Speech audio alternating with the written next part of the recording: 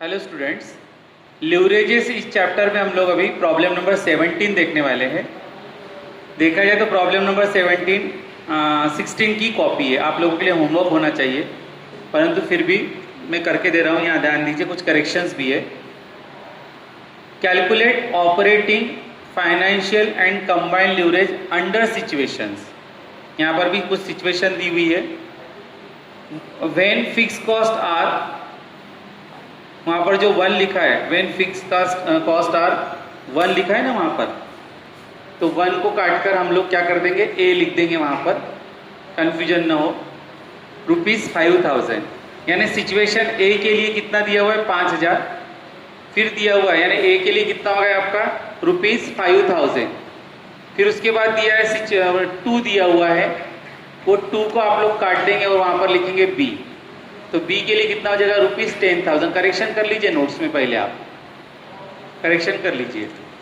तो fix cost दिया हुआ है, सिचुएशन ए के लिए 5000 रुपये और बी के लिए 10,000। बोर्ड पर से देखकर आप लोग करेक्शन कीजिए। एंड के बाद क्या लिखा हुआ है, 2 लिखा हुआ है, वो 2 को आप लोग काट देंगे। एंड के बाद जो 2 लिखा है उसको क्या कर देंगे, हम लोग काट देंगे। And financial plans 1 and 2 respectively, और अपने को फाइनेंशियल प्लान दिया 1 and 2। उसके बाद फ्रॉम द फॉलोइंग इंफॉर्मेशन, यानी वो फिक्स कॉस्ट किसके लिए हो गई, फिर हमारी दोनों सिचुएशन के लिए और दोनों प्लान के लिए हो गई है। उसके बाद बोलता है from the following information pertaining to the operating and capital structure of textile company. यहाँ पर अपने को टोटल असेट दी हुई है 30,000, टोटल असेट्स टर्न ओवर दिया हुआ है 2, variable cost as percentage of sale 60%।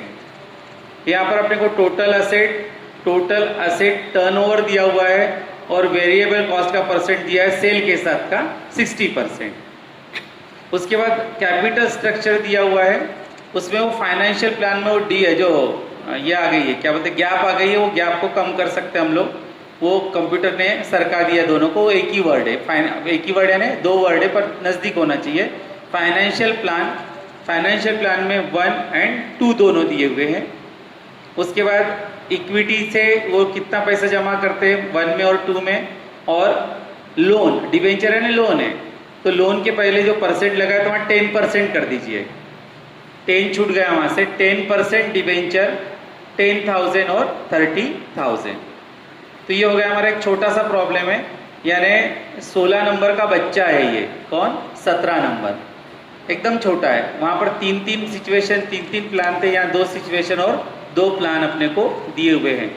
यहाँ बच्चों सेल अपने को दिया हुआ नहीं है, तो टेबल बनाने के पहले आप लोगों ने जल्दबाजी नहीं करना है। जैसे जैसे इंस्ट्रक्शन देता हूँ वैसा वैसा ही फॉलो किया कीजिए। ये आप लोगों ने करेक्शंस कर लिए होंगे। अब हम लोग जो टेबल बनाना है, टेबल बनाने के पहले मेरे टेबल बने हुए थे 16 नंबर के लिए, तो 17 नंबर के लिए मैंने उसी को ही मॉडिफाई करके यूज़ कर रहा हूँ। आप लोगों ने ऐसा नहीं करना है। आप लोगों ने सबसे पहले टेबल बनाने के पहले क्या निकालना है अपने को, कैलकुलेशन ऑफ सेल्स। अब मेरे पास जगह नहीं है बिगिनिंग में, बार बार बता रहा हूँ, बिगिनिंग में मेरे पास जगह नहीं है, तो सबसे पहला काम क्या करना है, प्रॉब्लम नंबर 16 और प्रॉब्लम नंबर 17 यहाँ लिख रहा हूँ मैं प्रॉब्लम नंबर। और उसके बाद सबसे पहले कौन सा काम करना है, कैलकुलेशन ऑफ सेल। सबसे पहले सेल निकालेंगे हम लोग, बाकी काम बाद में करेंगे। कैलकुलेशन ऑफ सेल, अब उसमें लिखेंगे टोटल टर्नओवर रेशो। फॉर्मूला लिख रहा हूं मैं, total turnover ratio. Total turnover ratio equal to sales upon total asset. Sales upon total asset क्या है फॉर्मूला, हम लोग सेल निकाल रहे हैं। सेल निकालने का फॉर्मूला क्या है, total turnover ratio equal to sales upon total asset. Sales upon total asset तो यहाँ पर हम लोग देखते हैं टोटल टर्नओवर रेशियो कितना दिया हुआ है, आपको प्रॉब्लम में दिया हुआ है 2 दिया हुआ है। कितना दिया हुआ है 2, देख लेंगे हम लोग, बिगिनिंग में ही हम लोगों को दिया, वो 3 लाइन के नीचे दिया हुआ है बीच में। टोटल असेट टर्नओवर 2 दिया हुआ है, टोटल असेट दिए अपने को 30,000, सेल नहीं दिया हुआ है, सेल नहीं दिया हुआ है, टोटल असेट दी हुई है 30,000। टोटल असेट कितनी दी अपने को 30,000। अब आप लोगों को पता ही है हमको सेल क्लियर नहीं दिया हुआ है, कुछ इंफॉर्मेशन दी है, कुछ इंफॉर्मेशन से हम लोग क्या निकालेंगे, सबसे पहले sales, calculation of sales, total turnover ratio equal to, formula ये total turnover ratio equal to sales upon total asset, formula है। अब यहाँ पर हम लोग आगे चलते हैं, मैनेजमेंट अकाउंट वगैरह पढ़ते हैं हम लोग ये सब चीजें, उसमें वैल्यू पुटअप की मैंने, टोटल टर्नओवर रेशियो दिया है अपने को 2, सेल नहीं दिया, इक्वल टू सेल नहीं दिया है, और 30,000 टोटल असेट दी हुई है। अब हम लोग यहाँ पर क्रॉस मल्टीप्लिकेशन करेंगे, यहाँ पर क्या करेंगे हम लोग, क्रॉस मल्टीप्लिकेशन। हम क्रॉस मल्टीप्लिकेशन करते हैं तो हो जाएगा सेल इक्वल टू, यहाँ पर क्रॉस मल्टीप्लिकेशन करेंगे तो क्या आएगा, sale equal to 2 into 30,000, 2 into 30,000, therefore sale equal to 60,000, therefore sales equal to 60,000, 60,000। कितना हो गया हमारा सेल, 60,000, 60,000।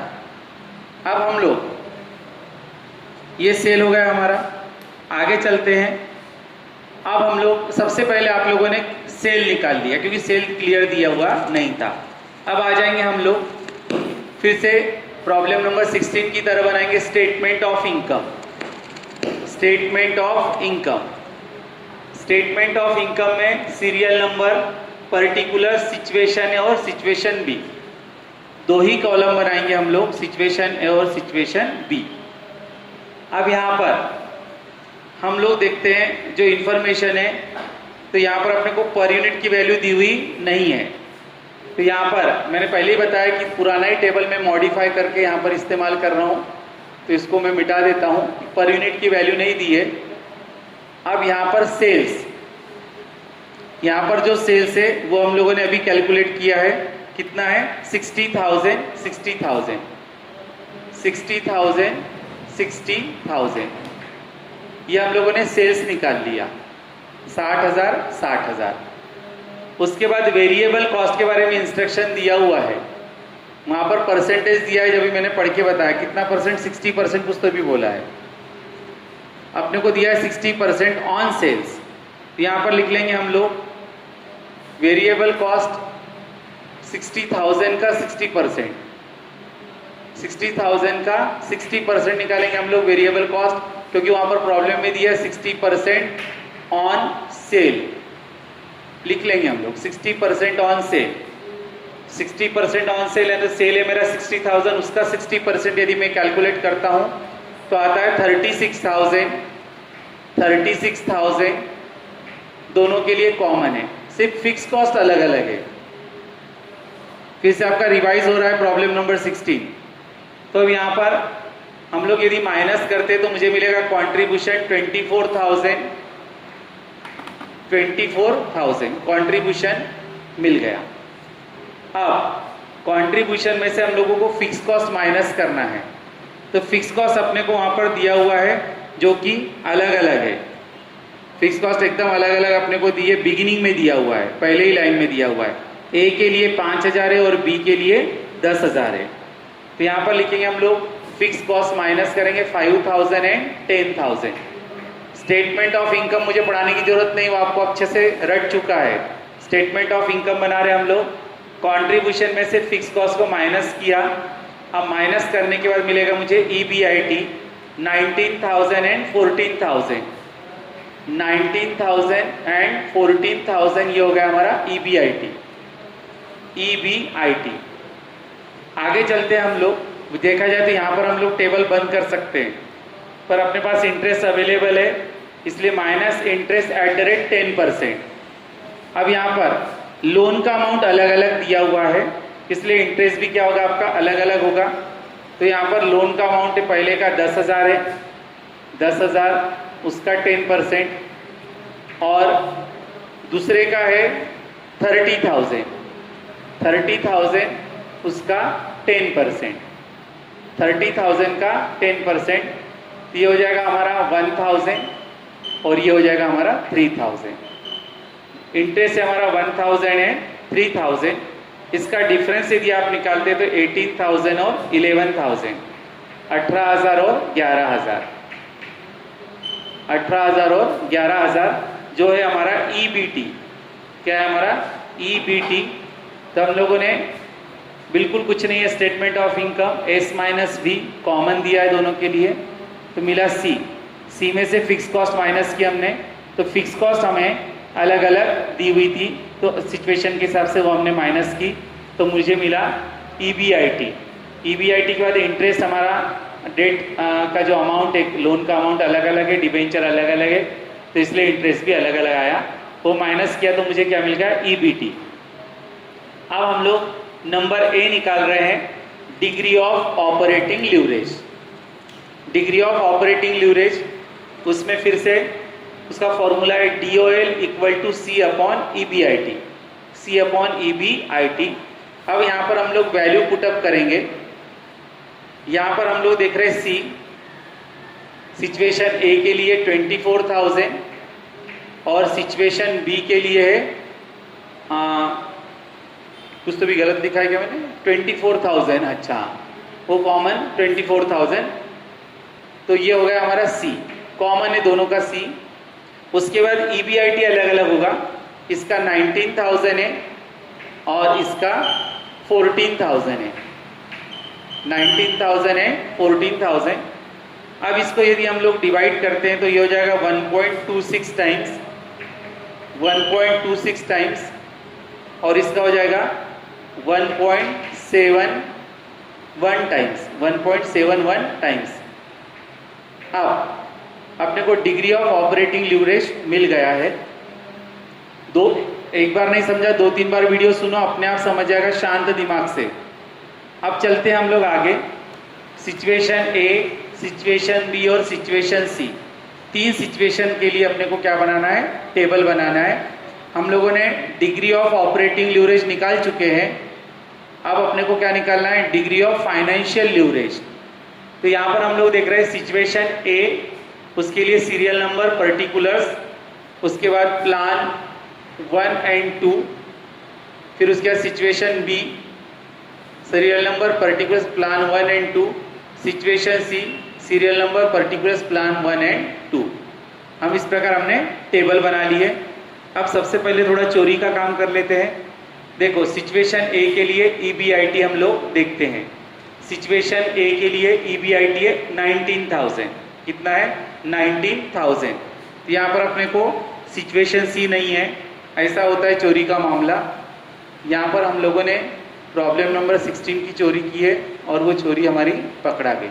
चोरी पकड़ा गई बोलना गलत होगा, क्योंकि मैंने पहले ही बताया था कि प्रॉब्लम नंबर 16 का ही टेबल था, तो मैं कर दे रहा हूँ आपको, उसमें ही मॉडिफाई किया है।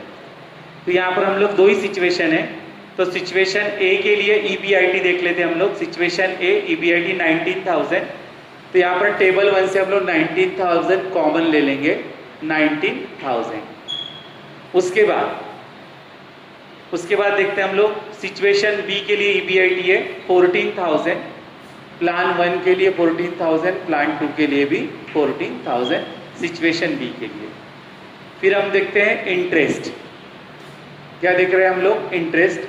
यहाँ पर हम लोग देखते हैं इंटरेस्ट 10% के हिसाब से, तो देखते हैं इंटरेस्ट 10% के हिसाब से 1,000 है और 3,000। सिचुएशन A के लिए 1,000 है और सिचुएशन B के लिए क्या है 3,000 है।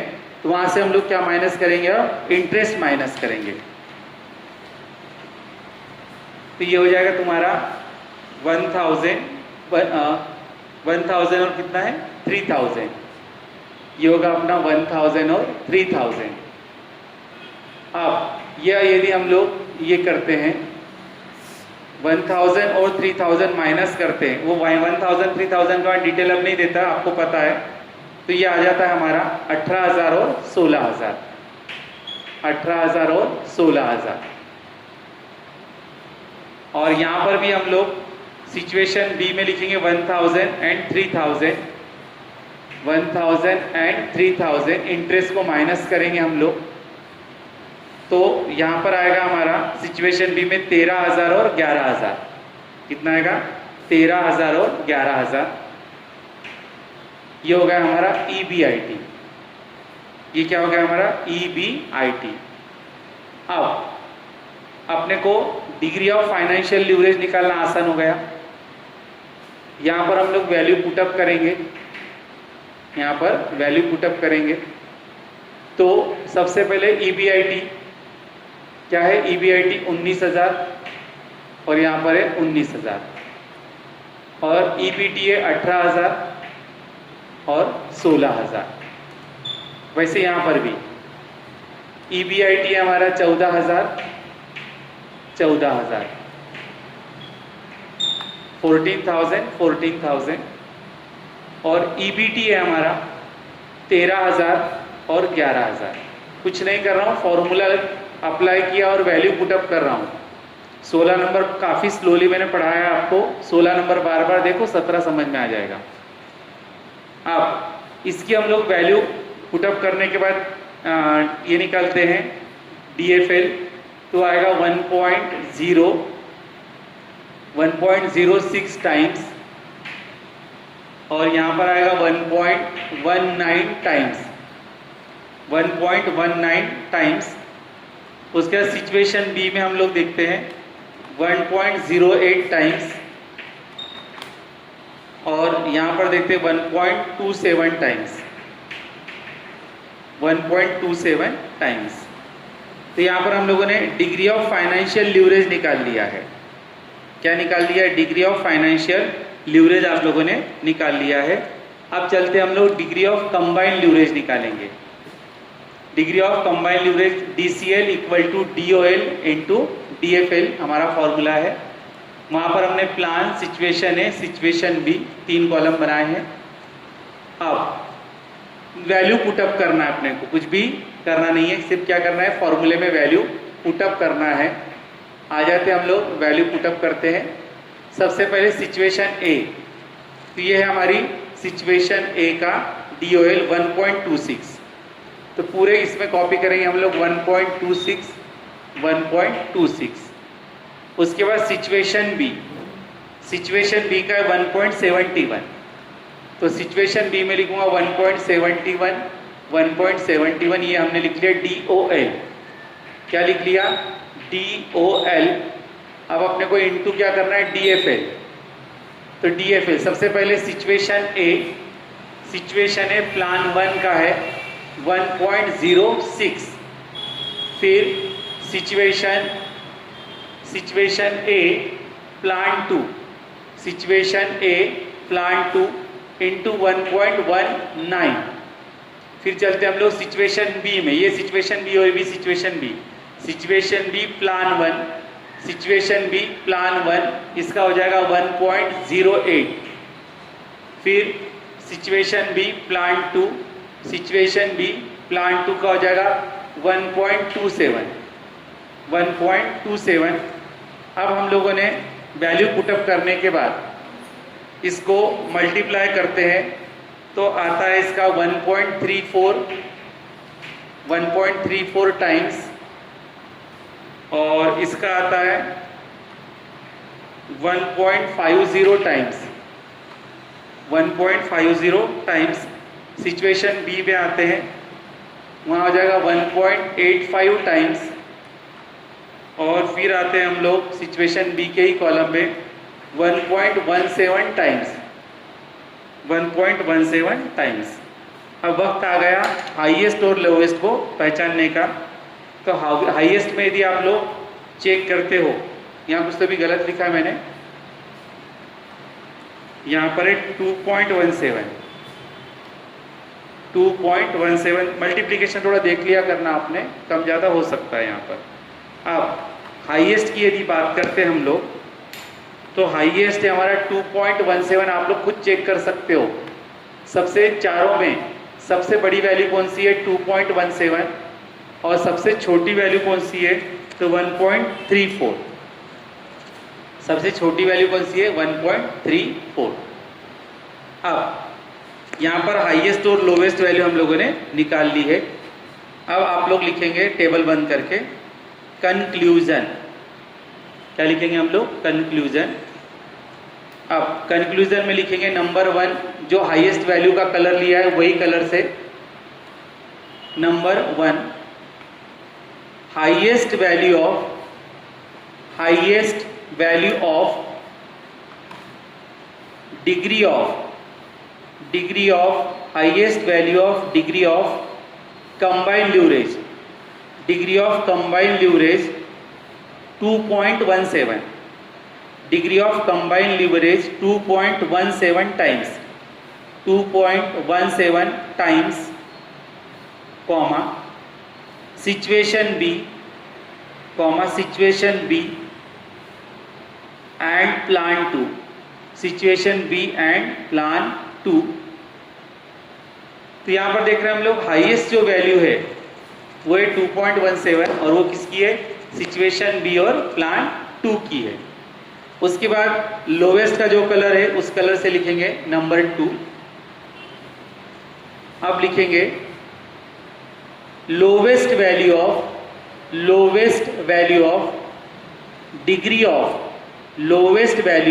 Degree of combined leverage, lowest value of degree